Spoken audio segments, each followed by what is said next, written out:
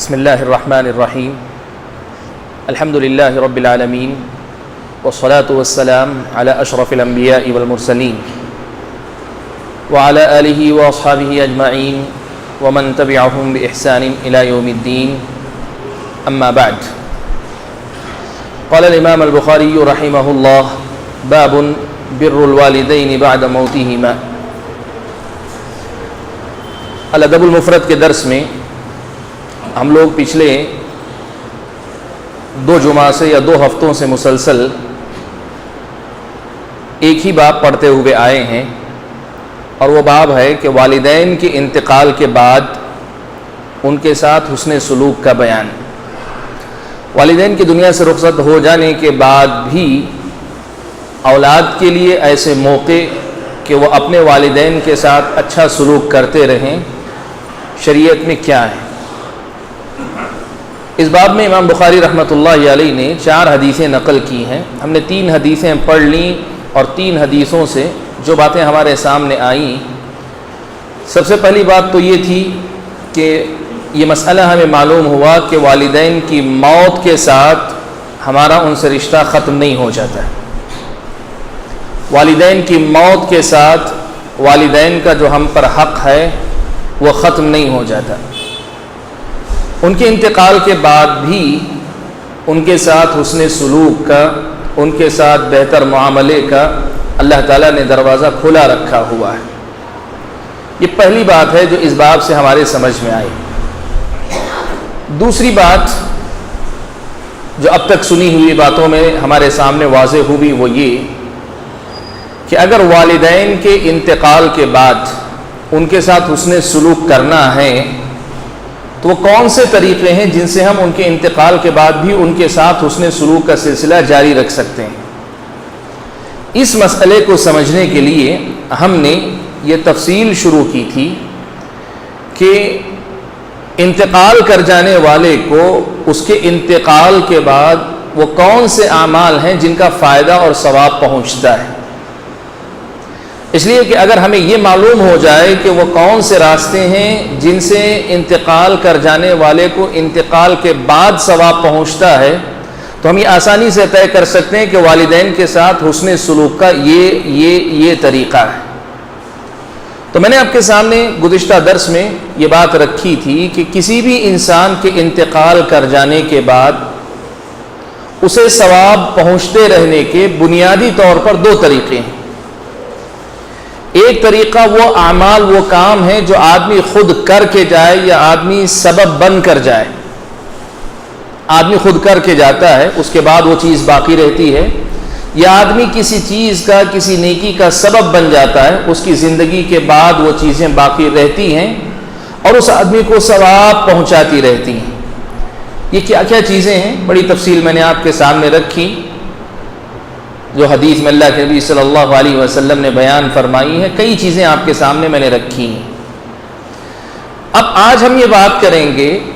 کہ آدمی تو انتقال کر گیا اور اس کے کیے ہوئے اعمال کا ذکر بھی ختم ہوا، کیا شریعت میں ایسے بھی کچھ اعمال ہیں کہ عمل کوئی اور کرے لیکن مرنے والے کو اس کا ثواب پہنچے؟ اس کو ہم آسان زبان میں یا ہماری عام زبان میں کہتے ہیں ایصال ثواب کا طریقہ۔ ایصال ثواب کا طریقہ۔ دیکھیے، جو مسئلہ اب تک ہم نے سنا کہ انتقال کر جانے والے کے اپنے اعمال اسے ثواب پہنچاتے رہتے ہیں، ان میں والدین کے ساتھ حسن سلوک کا طریقہ یہ ہے کہ والدین کے کیے ہوئے وہ اچھے کام جو ان کو ثواب پہنچانے کا ذریعہ بن رہے ہیں، اولاد والدین کے بعد ان کاموں کی حفاظت کرے، کوشش کرے کہ وہ دیر تک باقی رہیں، جہاں تک ممکن ہو ان کو باقی رکھنے کی کوشش کرے۔ اس لیے کہ ہمارا مسئلہ صرف یہ نہیں ہے کہ مرنے والے کو مرنے کے بعد ثواب کہاں کہاں سے ملے گا، یہ مسئلہ نہیں ہے ہمارا، ہم وہ مسئلہ نہیں سمجھ رہے۔ ہمارا جو اصل عنوان ہے انتقال کے بعد والدین کے ساتھ حسن سلوک،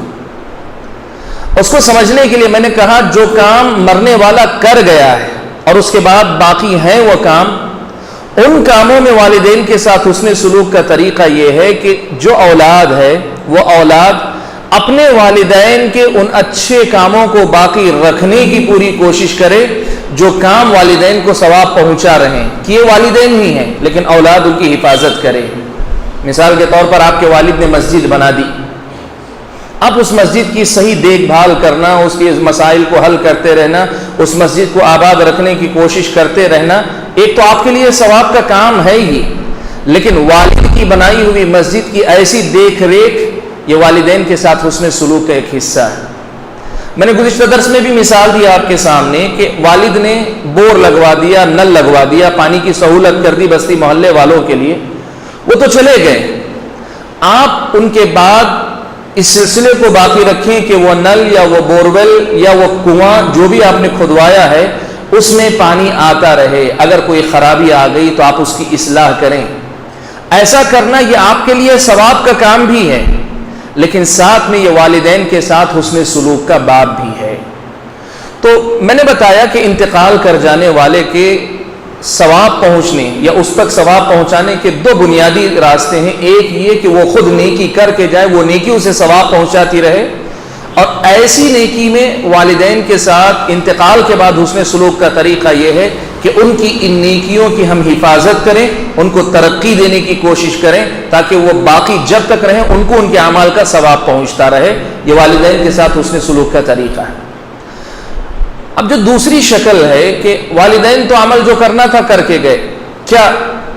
انتقال کر جانے والے کے لیے بعد میں جو لوگ ہیں وہ لوگ عمل کریں تو اس سے اس کو ثواب پہنچتا ہے؟ قرآن مجید کی آیت میں اللہ تبارک و تعالیٰ نے فرمایا وَأَن لَّيْسَ لِلْإِنسَانِ إِلَّا مَا سَعَى، انسان کو وہی ملے گا جس کی کوشش اس نے کی ہے۔ اس آیت کے ظاہری لفظ سے یہ معنی سمجھ میں آتا ہے کہ دوسرا انسان اگر کوئی عمل کرتا ہے تو مرنے والے کو اس کو کوئی ثواب نہیں ملتا، اس لیے کہ اس کی کوشش نہیں ہے، بظاہر ایسا معنی سمجھ میں آتا ہے۔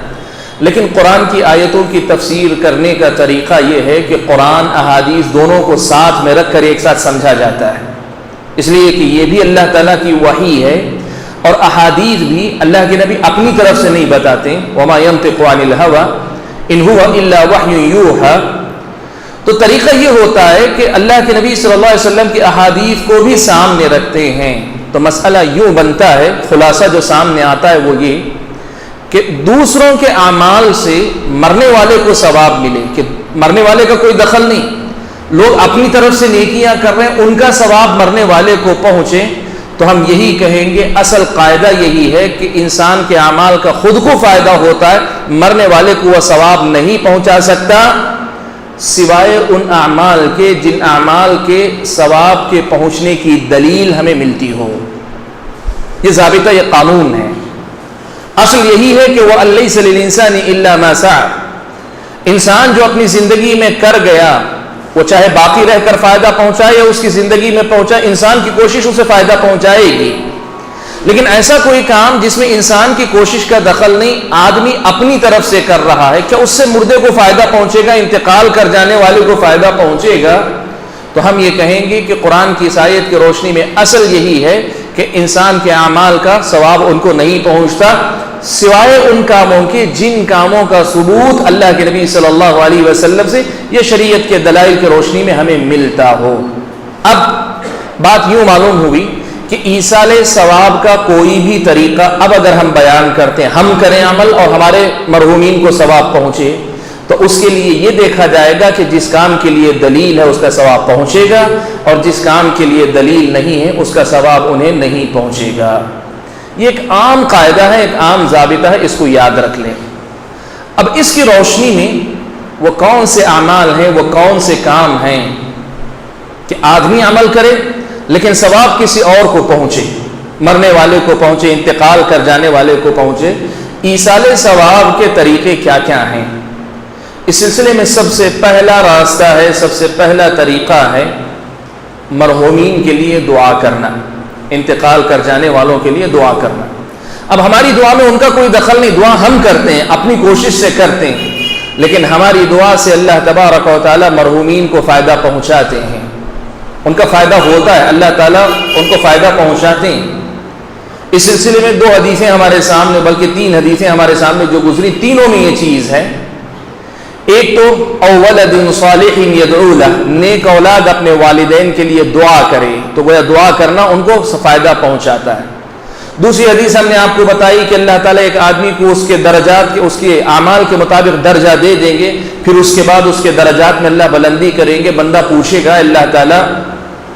یہ کس وجہ سے؟ مجھے تو میرے اعمال کا بدلہ مل گیا۔ اللہ تعالیٰ کہیں گے یہ تمہارے پیچھے رہ جانے والے جو تمہارے حق میں دعا کر رہے ہیں اس کے بدلے میں درجات بلند کیے جا رہے ہیں۔ قرآن مجید میں اللہ تعالیٰ نے سکھایا بھی ہمیں، والذین جاءوا من بعدہم، مہاجرین اور انصار کا ذکر کرنے کے بعد اللہ نے کہا والذین جاءوا من بعدہم، جو لوگ بعد میں آئے وہ لوگ یہ کہتے یقولون ربنا اغفر لنا، وہ یہ دعا کرتے ہیں کہ اللہ تعالیٰ ہماری مغفرت فرما، وَلِإِخْوَانِنَا الَّذِينَ سَبَقُونَا بِالْإِيمَانِ، ایمان کے معاملے میں ہم سے پہلے جو لوگ گزر چکے ہیں ان کی بھی مغفرت فرما۔ گویا مطلب مرحومین کے حق میں مغفرت کی یہ دلیل ہے، یہ مومنوں کا طریقہ اللہ نے بتایا کہ وہ اپنے سے پہلے والے مومنوں کے حق میں دعائے مغفرت کیا کرتے ہیں۔ تو پہلا راستہ جس سے مرحومین کو ثواب پہنچایا جا سکتا ہے یا فائدہ پہنچایا جا سکتا ہے، حالانکہ ان کے عمل کا دخل نہیں ہے اس میں، پہلی چیز ہے وہ ہے دعا۔ اب چاہیں تو آپ دعا ہی میں استغفار کو بھی شامل رکھیں، اس لیے کہ استغفار دعا ہی کی ایک شکل ہے، یعنی ان کی گناہوں کی مغفرت طلب کرنا، ان کے گناہوں کی مغفرت طلب کرنا۔ یہ جو ہے استغفار دعا ہی کا حصہ ہے، یا آپ استغفار کے ساتھ مزید دعا کریں اللہ تعالیٰ ان کی قبر کو کشادہ رکھے، اللہ تعالیٰ ان کی جنت میں درجات بلند کرے، اللہ تبارک و تعالیٰ جنت کی نعمتوں سے مالا مال کرے۔ یہ استغفار نہیں لیکن دعا ہے، تو دعا میں استغفار بھی داخل ہے۔ تو یہ سب سے پہلی چیز ہے، اس کی دلیل قرآن سے ملتی ہے، حدیث سے ملتی ہے، یہ ساری باتیں ہمارے سامنے ملتی ہیں۔ دوسری چیز جو مرحومین کو انتقال کے بعد بھی ثواب پہنچاتی ہے، عمل کوئی اور کرے لیکن مرحومین کو ثواب پہنچتا ہے، وہ ہے مرحومین کی طرف سے صدقہ کرنا، یعنی مرحومین کی طرف سے اللہ کی راہ میں خرچ کرنا۔ خرچ کرنے کے راستے بہت ہیں، خرچ کرنا ایک لفظ ہے، اب خرچ کرنے کے راستے بہت ہیں۔ مسجد بنا رہے ہیں آپ، اپنے پیسے سے بنا رہے ہیں، لیکن آپ چاہتے ہیں یہ ثواب آپ کے والد کو پہنچے۔ آپ جو کنواں کھدوا رہے ہیں، پیسہ اس میں لگا رہے ہیں کنواں کھدوانے میں، لیکن آپ چاہتے ہیں کہ اس کا ثواب والد کو پہنچے۔ اللہ تعالیٰ کی راہ میں خرچ کرنے کا جو ایک عام معنی ہے، کسی طالب علم کو آپ نے پڑھا دیا، اس کے خرچ اپنے ذمے لے لیے کہ وہ جتنا پڑھے گا میں اس کا خرچ برداشت کروں گا، اب وہ پڑھنے کے بعد دنیا کو فائدہ پہنچاتا ہے، تو جب تک دنیا کو فائدہ پہنچ رہا ہے آپ کو بھی ثواب۔ آپ چاہتے ہیں کہ اس خرچ کے بدلے میں یہ پیسہ اللہ تعالیٰ والد کی، والدین کی، دادا کی، نانی کی، جو بھی رشتہ دار ہیں ان کے حق میں۔ تو دوسرا راستہ جس سے آدمی عمل کرے اور مرحوم کو ثواب پہنچے وہ ہے صدقہ و خیرات، صدقہ و خیرات۔ اس کی دلیل کہاں ہے؟ اس کی دلیل امام بخاری رحمۃ اللہ علیہ کی روایت کردہ اس باب کی آخری حدیث ہے۔ حضرت امام بخاری رحمۃ اللہ علیہ اپنی صحیح سند کے ساتھ حضرت ابن عباس رضی اللہ تعالیٰ عنہما سے روایت فرماتے ہیں کہ ایک آدمی نے کہا اللہ کے نبی صلی اللہ علیہ وسلم سے کہ یا رسول اللہ ان امی توفیت ولم توصی، میری ماں انتقال کر گئی اور اس نے کوئی وصیت نہیں کی ہے، اس نے نہیں کہا ہے کہ اللہ کی راہ میں خرچ کرو، فلاں کرو، کوئی اس کی کوئی وصیت نہیں، بس انتقال کر گئی میری ماں۔ أَفَيَنْفَعُهَا أَنْ أَتَصَدَّقَ عَنْهَا، اب اگر میں ان کی طرف سے صدقہ کروں تو کیا یہ میرا صدقہ کرنا ان کو فائدہ پہنچائے گا؟ انہوں نے کوئی وصیت نہیں کی، کوئی حکم نہیں دیا، وہ تو انتقال کر گئیں، اب میں چاہتا ہوں کہ ان کی طرف سے میں صدقہ کروں، کیا میں ایسا کروں تو ان کو سب فائدہ پہنچے گا؟ قال نعم، پیارے نبی صلی اللہ علیہ وسلم نے فرمایا کہ ہاں ان کو فائدہ پہنچے گا۔ یہ حدیث اس بات کی دلیل ہے کہ مرحوم کی طرف سے اگر کوئی صدقہ کیا جاتا ہے، مرحوم کی طرف سے اگر صدقہ کیا جاتا ہے تو یہ صدقہ مرحوم کو پہنچتا ہے، یہ اس بات کی دلیل ہے۔ تو معلوم ہوا دعا کے بعد دوسرا راستہ جس سے ایک آدمی مرحوم کو فائدہ پہنچا سکتا ہے وہ ہے اس کی طرف سے صدقہ کرنا، اس کی طرف سے اللہ کی راہ میں خرچ کرنا۔ یہاں یہ بات میں آپ کو بتانا چاہوں گا، بلکہ تیسری چیز ذکر کر کے میں آپ کو بتا دیتا ہوں۔ تیسری چیز ہے کوئی آدمی انتقال کر گیا اور اس آدمی پر قرض رہا، اس آدمی پر قرض رہا، تو اس قرض کی ذمہ داری کوئی زندہ مسلمان لے لے، چاہے اس کا رشتہ دار ہو کہ نہ ہو، یہ جو شکل ہے یہ حقیقت میں صدقے ہی کی ایک شکل ہے۔ آپ ابتداءً اپنی طرف سے صدقہ دیں یا اس پر جو قرض کا بوجھ ہے اس کو اتارنے کے لیے آپ صدقہ دیں، یہ صدقے ہی کی ایک شکل ہے۔ لیکن میں نے اسے مستقل طور پہ ذکر کیا ایک بڑی اہم بات کو آپ کے سامنے ذکر کرنے کے لیے کہ ہمارے زمانے میں یہ سنت بھی چھوٹ گئی ہے، یہ سنت بھی چھوٹ گئی ہے کہ اپنے جو مرحوم بھائی ہوتے ہیں ان کے انتقال کے بعد اتنی کم از کم ہماری ایمانی محبت ہونی چاہیے کہ ہم کوشش کریں کہ اپنا مال خرچ کر کے قیامت کے دن اس بھائی کو اللہ تعالیٰ کے پاس پکڑ سے بچانے کی کوشش کریں۔ پیارے نبی صلی اللہ علیہ وسلم کا یہ طریقہ تھا کہ اللہ کے نبی صلی اللہ علیہ وسلم کے پاس جنازہ لایا جاتا تو اللہ کے نبی صلی اللہ علیہ وسلم پوچھتے اس آدمی پر کوئی قرض باقی ہے؟ صحابہ کہتے نہیں ہے، نماز پڑھا دیتے۔ اگر کہتے کہ ہاں اس پر قرض ہے تو اللہ کے نبی پوچھتے کہ اس نے اپنی قرض کی ادائیگی کے لیے کوئی مال چھوڑا ہے؟ صحابہ کہتے ہیں ہاں مال چھوڑا ہے، اللہ کے نبی نماز پڑھا دیتے۔ اور اگر اللہ کے نبی سے کہا جاتا قرض ہے اس پر لیکن اس نے اپنا کوئی مال نہیں چھوڑا قرض کی ادائیگی کے لیے، اللہ کے نبی صلی اللہ علیہ وسلم کہتے تم ہی اپنے ساتھی کی نماز پڑھ لو، میں نہیں پڑھاؤں گا۔ ایسا ہی ایک مرتبہ ہوا، اللہ کے نبی صلی اللہ علیہ وسلم نے پوچھا بتایا کہ ہاں قرض ہے اس پر اور ادائیگی کے لیے کوئی مال نہیں چھوڑا ہے، اللہ کے نبی صلی اللہ علیہ وسلم نے کہا تم اپنے صلو علی صاحبکم، تم اپنے ساتھی کی نماز جنازہ پڑھ لو، میں نہیں پڑھاؤں گا۔ ایک صحابی آگے بڑھے کہنے لگے اللہ کے نبی میں ذمہ داری لیتا ہوں، اس کا جتنا قرض ہے میں ادا کروں گا۔ سبحان اللہ۔ یہاں دو باتیں یاد رکھنے کی، پہلی بات جو مسئلہ ہم بتا رہے ہیں کہ مرحوم کی طرف سے اگر ہم قرض ادا کرنا چاہیں، چاہے رشتہ ہو نہ ہو، بیٹا ہونا ضروری نہیں، چاہے کوئی رشتہ ہونا ضروری نہیں، کوئی بھی مسلمان اگر مرحوم کی طرف سے قرض ادا کرتا ہے تو یہ قرض ادا ہو جاتا ہے، اس پر سے ذمہ داری ختم ہو جاتی ہے۔ دنیا کا مسئلہ نہیں، دنیا میں تو کوئی بھی دے گا وہ قرض ادا ہو جاتا ہے، اللہ کی نظر میں بھی مرحوم کی نیاب طرف سے کوئی بھی قرض ادا کرتا ہے وہ قرض ادا ہو جائے گا۔ یہ بھی حقیقت میں وہ جو دوسری شکل میں نے کی مرحوم کی طرف سے صدقہ کرنا اسی کی ایک شکل ہے، لیکن میں نے اسے مستقل طور پر آپ کے سامنے اس لیے بھی ذکر کیا کہ یہاں دو مسئلے سمجھ میں آتے ہیں۔ پہلا مسئلہ صدقے کی جو حدیث تھی، بیٹا اپنی ماں کی طرف سے سوال کر رہا تھا۔ اب کوئی یہ سمجھ سکتا ہے نا کہ نہیں بیٹا صرف اپنی ماں کی طرف سے صدقہ کر سکتا ہے، کوئی عام مسلمان دوسرے مسلمان کی طرف سے نہیں کر سکتا۔ نہیں، ایسا نہیں ہے، ایسا نہیں ہے۔ اس کے لیے یہ حدیث دلیل بنتی ہے جس میں ایک عام صحابی جن کا کوئی رشتہ نہیں تھا دوسرے صحابی کا قرض اپنے ذمے لے لیتے ہیں، کہتے ہیں میں ادا کر دوں گا۔ اور جو دوسری اہم بات جس کی طرف مجھے اشارہ کرنا تھا وہ یہ کہ ہمارے دور میں یہ ایسی ایک سنت ہے، ایسی ایک اللہ کے نبی صلی اللہ علیہ وسلم کے صحابہ اللہ کے نبی کے سامنے ایسی سنت اللہ کے نبی صلی اللہ علیہ وسلم کی برقرار رکھی ہوئی کہ جسے ہمارے معاشرے میں تقریباً بھولا دیا گیا ہے۔ اب ایسا ضرور ہے کہ انتقال کر جانے کے بعد لوگ جو ہے ان کی اولاد کے پاس جا کر اپنا پیسہ وصول کرنے کے لیے تو معاملہ کرتے ہیں، لیکن شاید ہی کبھی آپ نے سنا ہو کہ کوئی یہ پوچھنے کے لیے گیا ہو کہ بھائی آپ کے والد کا انتقال ہو گیا، کوئی بڑا قرض ورض تو نہیں ہے، آپ کی طاقت سے باہر کوئی قرض تو نہیں کہ میں وہ قرض ادا کر دوں۔ اس لیے کہ آپ تصور نہیں کر سکتے آخرت کی کامیاب آخرت کے اندر پکڑ بڑی سخت ہوتی ہے۔ اب ایک مسلمان قرض لے کے چلا گیا اور قرض معاف نہیں ہوتا ہے، اتنی بڑی ذمہ داری سے کسی کو نجات دلانا جو ہے کتنا بڑا احسان ہے اس کے ساتھ۔ اور اس سے بڑی بات پیارے نبی صلی اللہ علیہ وسلم نے فرمایا اگر کوئی مسلمان کسی مسلمان کی ایک دنیاوی پریشانی کو دور کرتا ہے، کل اللہ تبارک و تعالی آخرت میں اس کی پریشانی کو دور کرتا ہے۔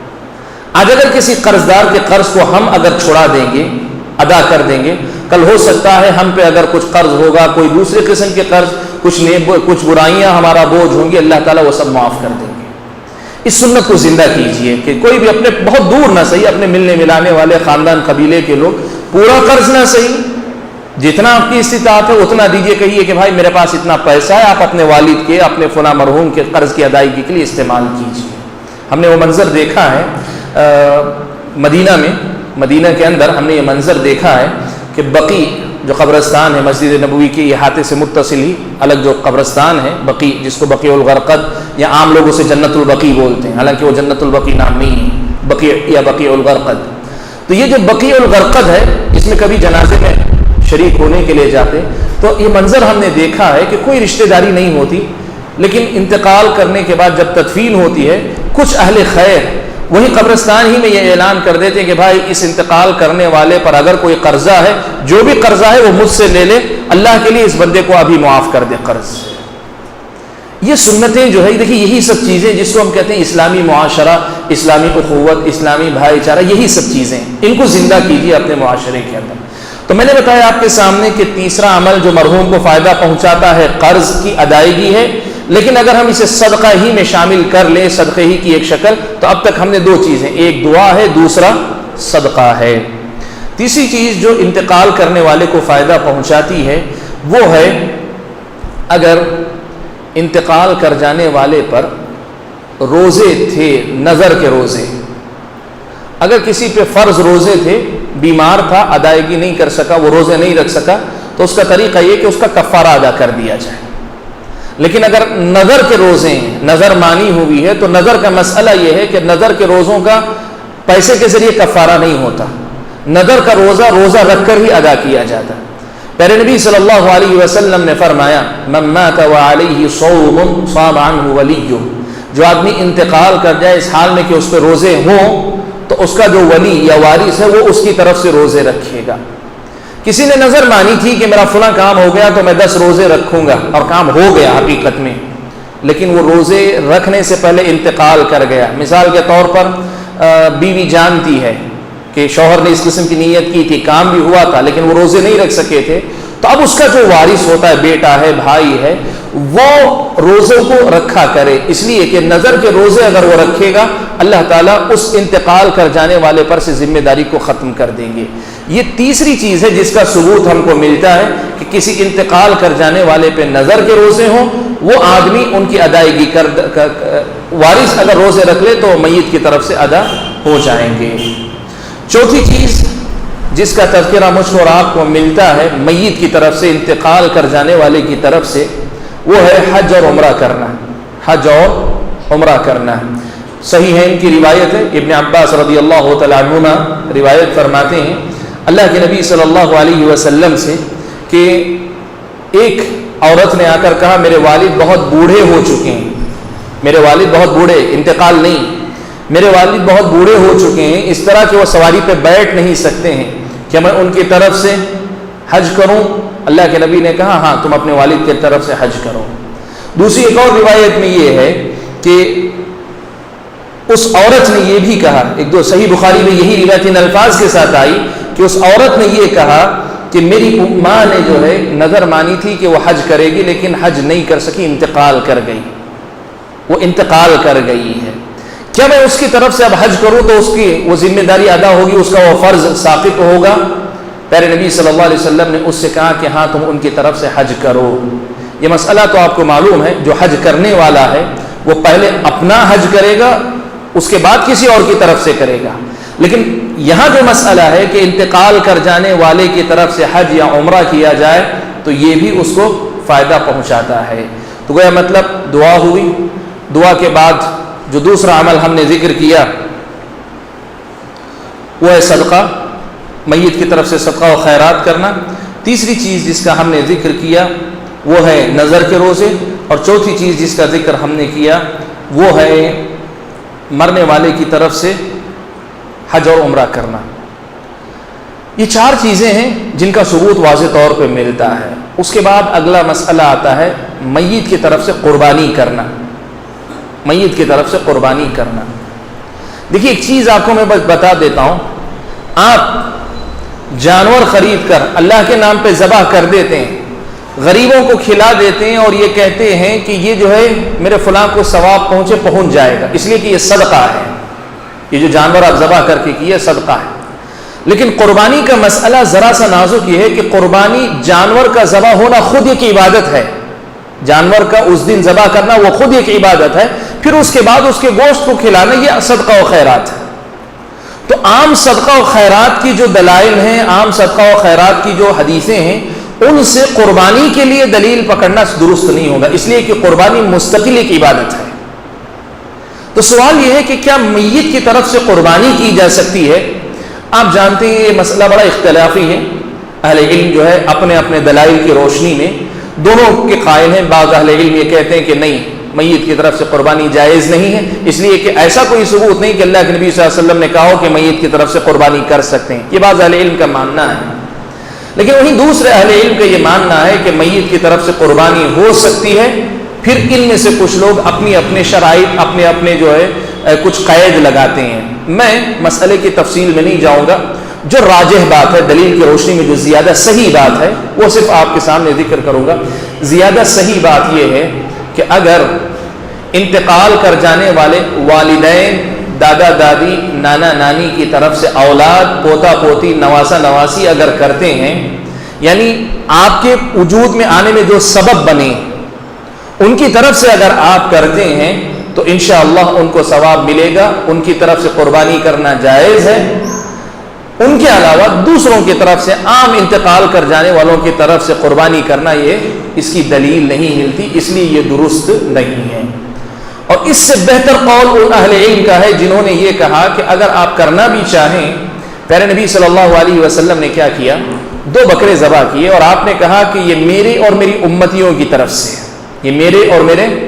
امتیوں کی طرف سے ہے۔ تو اللہ کے نبی نے ایسے نہیں کہا کہ ایک جانور میری طرف سے، ایک جانور امتیوں کی طرف سے۔ آپ صلی اللہ علیہ وسلم نے دونوں جانور رکھے، تو دونوں کے بارے میں اللہ کے نبی نے کہا یہ میرے امتیوں کی طرف سے ہے۔ بعض اہل علم نے یہ فتویٰ دیا ہے، اور یہ فتویٰ جو ہے زیادہ قریب بھی لگتا ہے اور اس میں آسانی بھی ہے، وہ یہ کہ 2 جانور آپ، ایک والدین کی طرف سے ایک میری طرف سے، یہ کہنے کے بجائے دونوں جانور آپ قربان کریں، کہیں یہ دونوں کے دونوں میرے اور میرے والدین کی طرف سے۔ اس کو عربی میں یوں کہتے ہیں کہ جو ہے مستقل جائز نہیں ہے، تبعاً دوسروں کے ساتھ ملا کر کرنا جائز ہے۔ یہ بھی بعض اہل علم کا فتویٰ ہے اور یہ قول زیادہ قریب لگتا ہے۔ اگر کسی کو قربانی کرنی ہو تو کر لیں۔ تو میں نے جیسے کہا کہ قربانی کا مسئلہ اختلافی ہے، اب جس دلیل پر عالم کو اطمینان ہوگا اسی کے مطابق آپ کے سامنے وہ فتویٰ دیں گے۔ دلیل کی روشنی میں ہمیں جو بہتر لگتا ہے وہ یہی کہ اولاد اگر والدین یا دادا دادی، نانا نانی کی طرف سے کرے تو ہو سکتا ہے، یا اس سے بہتر شکل یہ ہے کہ اپنے والدین دادا دادی کی طرف سے بھی مستقل کرنے کے بجائے اپنی قربانی میں ان کی نیت شامل کر لے، یہ زیادہ بہتر شکل ہے۔ اگر یہ مسئلہ ثابت ہے تو اس کا مطلب یہ ہوا کہ ان کو ثواب پہنچانے کی یہ بھی ایک شکل ہے۔ اور ثواب پہنچانے کا ایک آخری طریقہ جس کا ذکر آتا ہے اس کا بھی میں ذکر کر دینا چاہتا ہوں، وہ ہے قرآن پڑھ کر بخشنا۔ کیا ثواب پہنچتا ہے اگر میں قرآن پڑھ کر کہوں فلاں کو ثواب پہنچ جائے، کیا یہ ثواب پہنچتا ہے؟ اس سلسلے میں بھی بعض اہل علم نے جواز کی صورت نکالنے کی کوشش کی، کہا کہ جو ہے نہیں، قرآن بھی پڑھ کر جو ہے بخشا جا سکتا ہے، لیکن جیسے میں نے پہلے ہی کہا کہ وہی مسئلہ ہم لیں گے جس مسئلے کی کوئی دلیل بنتی ہو، ملتی ہو۔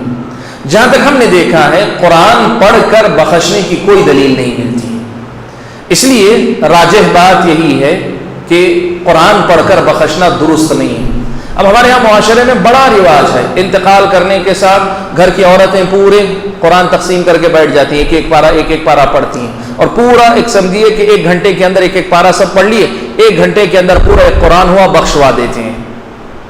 اسی کا نتیجہ ہے آپ دیکھیں جیسے انتقال ہوتا ہے مدرسے سے بچوں کو لایا جاتا ہے، حفظ کے طلبہ کو شعبہ حفظ کے طلبہ کو لایا جاتا ہے، اور ہر بچے کے ہاتھ میں ایک سپارہ دے دیتے ہیں، ایک پارہ دے دیتے ہیں، وہ بیٹھ کر پڑھتا ہے، اور جیسے بھی پڑھے قرآن بخشوا دیتے ہیں۔ اور اسی کی ایک شکل یہ بھی ہے، لوگ قبروں پہ جاتے ہیں تو قبر پہ فاتحہ پڑھتے ہیں۔ فاتحہ کئی قسم کی، ایک فاتحہ ہے کسی کے نام پہ چڑھاوا چڑھانا، وہ نہیں، سورہ فاتحہ کی تلاوت بول رہا ہوں، سورہ فاتحہ کی تلاوت قبر پہ پڑھتے ہیں اور پڑھ کر جو بخشتے ہیں ان کے نام کہ یعنی ہماری طرف سے آپ کے لیے یہ ثواب ہے، یہ شکل بھی ہے۔ اور آپ جانتے ہیں، آپ نے دیکھا ہوگا امارات کے اندر جو وہاں کے سابق حکمران تھے، اگر آپ ابو ظبی میں جائیں گے تو بہت بڑی مسجد بنائی ہے زیب و زینت آرائش وغیرہ کے ساتھ، اسی کے قریب ایک قبر بھی بنی ہوئی، اگر آپ اس قبر والے حصے کی طرف جائیں گے تو مستقل تلاوت کی آواز آپ کو آئے گی۔ ہوا کیا ہے، حاکم وقت نے کچھ لوگوں کو مقرر کر دیا ہے کہ 24 گھنٹے باری باری وہ قرآن پڑھتے رہیں گے۔ کیا کام؟ نیت یہ کہ جو بھی قرآن پڑھا جا رہا ہے اس کا ثواب فلاں کو پہنچ جائے۔ یہ جو شکلیں ہیں جیسے میں نے کہا کہ ان کی کوئی دلیل نہیں ہے۔ جہاں تک ہم نے دیکھا ایصال ثواب کی یہ شکل کہ قرآن پڑھ کر بخشنا بخشوانا، اس کی کوئی دلیل نہیں ہے، اس لیے اس پر عمل نہیں ہونا چاہیے۔ تو وہ آج کے درس میں جو باتیں ہم نے سنی ان میں یہ مسائل ہمارے سامنے آئے کہ کسی کے انتقال کر جانے کے بعد ہم عمل کریں, ہمارے عمل سے ان کو فائدہ پہنچے. اس سلسلے میں جو اعمال جن کا ثبوت ہم کو ملتا ہے ان کا تذکرہ ہم نے آپ کے سامنے کیا. اب والدین کے ساتھ حسن سلوک ان کے انتقال کے بعد اگر کوئی کرنا چاہتا ہے تو اس کی شکل یہ بھی ہے کہ یہ جو اعمال ثابت ہیں جن کا تذکرہ ہمیں ملتا ہے, ثبوت ملتا ہے, ان اعمال کو والدین کے لیے کیا جائے. اولاد اپنے والدین کے لیے کرے, والدین کی طرف سے کرے, والدین کو ثواب پہنچانے کی نیت سے کرے. یہ والدین کے ساتھ حسن سلوک کا ایک باب ہے. اسی پر امام بخاری رحمۃ اللہ علیہ نے اس باب کو ختم کیا ہے. ہم بھی اپنی بات کو روکتے ہیں. اس باب سے مسئلہ ہمارے سامنے واضح ہوا کہ انتقال کے بعد بھی والدین کے ساتھ حسن سلوک کے کئی دروازے ہمارے سامنے کھلے ہیں. اور اللہ کا کرم یہ ہے, دیکھیے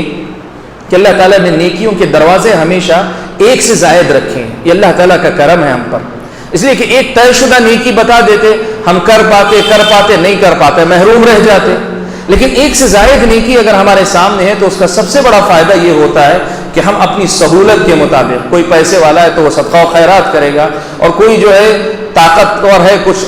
استطاعت رکھتا ہے, دوڑ کر حج کرے گا, عمرہ کرے گا, اور کچھ نہیں کرتا, غریب سے غریب بھی ہے, معمولی سے معمولی انسان ہے, دعا تو سبھی کر سکتے ہیں. اللہ تعالیٰ نے اتنے دروازے رکھے ہیں, یہ اللہ تعالیٰ کا کرم ہے. تو والدین, اور والدین سے مراد صرف ماں باپ نہیں, آپ کے دادا دادی, نانا نانی, ان سب کے لیے دعا میں ان کو یاد رکھنا اور ان کے لیے ساری نیکیاں کرنا, یہ ان کے ساتھ حسن سلوک کا یہ باب ہے. اللہ سے دعا کیجیے کہ اللہ تعالیٰ ہم لوگوں کو اپنے والدین کے ساتھ حسن سلوک کرتے رہنے کی توفیق عطا فرمائے, زندگی میں قدر کرنے, عزت کرنے اور انتقال کے بعد ان کے حقوق کا خیال رکھنے کی توفیق عطا فرمائے. آمین. وآخر دعوانا الحمد للہ رب العالمین.